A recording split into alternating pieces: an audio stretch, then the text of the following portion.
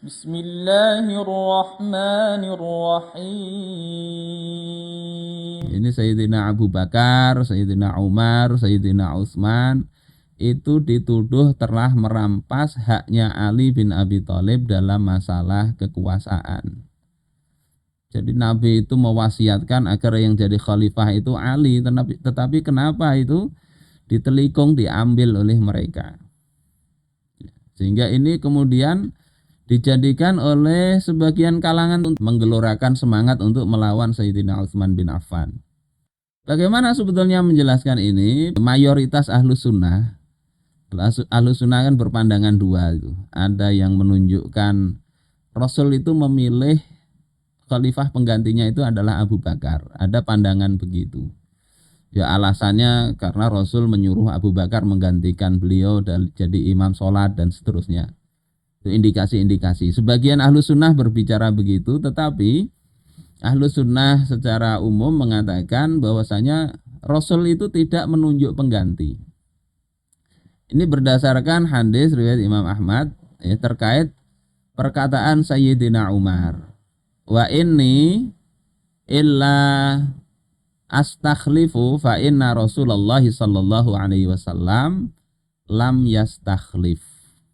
Dan sesungguhnya aku, kata Sayyidina Umar, kalau aku enggak melakukan astakhlif, aku tidak menunjuk pengganti, maka sesungguhnya Rasulullah juga tidak menunjuk pengganti. Ini yang kemudian disalahartikan, diperkosa maknanya, ini Rasul enggak mewajibkan khilafah katanya. Karena tadi tidak menunjuk pengganti. Padahal para ulama seperti Imam Al-Khattabi ini di dalam kitabnya Al-Imam Al-Hafidh Al-Iraqi, makna lam yastakhlif, beliau tidak menunjuk pengganti itu bukan berarti enggak mewajibkan khilafah. Maknanya adalah lam yusammi rajulan bi'ainihi lil khilafah. Rasul itu tidak menyebut nama seseorang untuk menjadi atau memangku jabatan khilafah. Maknanya begitu.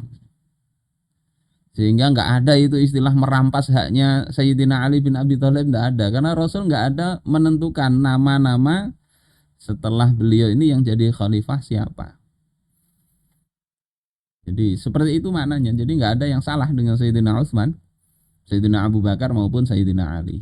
Ya, berbeda memang dengan kalangan tertentu yang menyatakan Nabi itu sudah menunjuk orang-orangnya ini loh. Nah, dari kalangan Ahlul Bait semua. Tetapi ini saya tambahkan lagi, kata Imam Al-Khattabi, walam yurid bihi annahu lam ya'mur bidzalika walam yursid ilaihi wa ahmalal amra bila ra'in yar'ahum. Tetapi tidak bisa dimaknai bahwasanya Rasul itu tidak menyuruh menegakkan khilafah. Maknanya bukan enggak boleh atau enggak nyuruh menegakkan khilafah, atau tidak memberikan petunjuk dan membiarkan itu tersia-sia sehingga rakyat ya sudahlah enggak usah ada khalifah enggak apa-apa. Maknanya bukan itu. Maknanya ya sekedar Rasul tidak menyebutkan nama tertentu untuk menjadi khalifah setelah beliau. Karena itulah engkau melihat para sahabat pada saat wafatnya Rasulullah, mereka tidak melakukan apapun untuk merawat jenazah Rasul dan menyelenggarakan penguburannya hingga mereka kemudian menetapkan baiat. Ya. Mereka menetapkan, menyelesaikan urusan baiat, kemudian mengangkat Abu Bakar. Dan Abu Bakar itu mereka namakan dengan Khalifata Rasulillah Sallallahu Alaihi Wasallam. Rasul wafat 3 hari itu mereka diskusi musyawarah siapa penggantinya. Idz kana fi'luhum shadiran anhu, ya. Karena perbuatan sahabat ini tentu ya, bersumber juga dari Rasulullah. Dari Rasulullah. Bahwasanya Rasul memang menyuruh demikian. Wa mudhafan ilaih, dan bersandar atau disandarkan kepada Rasulullah sallallahu alaihi wasallam. Kemudian Imam Al-Khattabi mengatakan wadzalika min adallid dalili ala wujubil khilafah. Yang demikian ini adalah dalil paling jelas akan wajibnya khilafah. Ini kata Imam Al-Iraqi.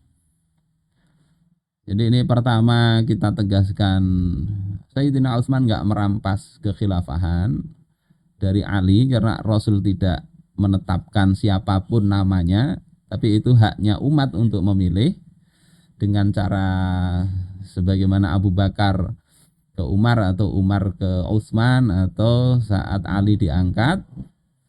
Dan yang kedua ini menjadi dalil paling jelas akan wajibnya khilafah. Terus bagaimana dengan hadis Ghadir Khum yang dijadikan dalil ini peristiwa pengangkatan Ali sebagai khalifah. Itu sebetulnya pembahasannya panjang, bisa dibaca di dalam kitab Syakhsiyah Al-Islamiyah juz kedua oleh As-Syaikh Al-Qadhi Taqiyuddin An-Nabhani. Beliau jelas itu mengungkap berbagai macam sisi yang menunjukkan Ali lah yang layak menjadi khalifah setelah Nabi, dan itu ditunjuk oleh Nabi. Nah di sini ada batasan bahasannya ya. Tapi nggak saya ungkap semua, nanti dibaca sendiri di kitab tersebut. Hadisnya cukup panjang, diantaranya lafadznya ini, man kuntu maulahu fahadza maulahu, yakni Aliyan. Barang siapa yang aku adalah maulanya, maka ini adalah maulanya, yakni Ali ini adalah maulanya. Allahumma walin man walahu. Ya Allah, tolonglah orang yang menolong dia, wa'adi man adahu. Allahumma wali man walahu wa'adi man adahu. Dan musuhilah orang yang memusuhinya. Ini oleh Syekh Taqi tidak dibahas sanadnya. Kalau kita kata Syekh Taqi, kalau kita lemahkan sanadnya, nanti mereka katakan iya itu lemah menurut kalian, tapi sahih menurut kami. Sehingga beliau nggak mengambil pembahasan sanad ya. Beliau memberikan ini saja, bahwasanya makna hadis tadi, wali itu adalah lawan dari adu. Sehingga kalau menggunakan kata tawallahu itu maknanya menjadi penolong, menjadikannya sebagai penolong. Jadi makna hadis ini tadi ya sekedar menolong. Perhatian kaum muslimin kepada ahlul bait ini hendaknya punya perhatian yang besar untuk menolong keluarganya Rasul, terlebih kepada Sayyidina Ali bin Abi Thalib. Jadi makna hadis ini bukan mengangkat Ali sebagai khalifah, tapi sekedar agar kita perhatian kepada ahlul bait, menolong mereka. Memusuhi mereka sama dengan memusuhi Rasulullah Sallallahu Alaihi Wasallam. Itu penjelasannya begitulah di kitab itu. Bahkan orang kalangan mereka sendiri, yakni Syekh Abdul Husain Ahmad Al-Amini An-Najfi, itu dalam kitab Al-Ghadir itu menyebutkan 27 makna dari kata maula. Maula di sini ya. Man kuntu maulahu fahadza maulahu. Siapa yang aku ini maulanya, maka ini Ali ini adalah maulanya juga gitu. Syekh Abdul Husain ini menyebutkan ada 27 makna dari kata maula. Bisa dilihat di Syakhsiyah. Dan tidak menyebutkan diantaranya makna maula ini berarti memberikan pemerintahan atau kekuasaan. Jadi hadis ini tidak bicara itu. Jadi sekedar bicara menolong, memberikan bantuan kepada keluarganya Rasul.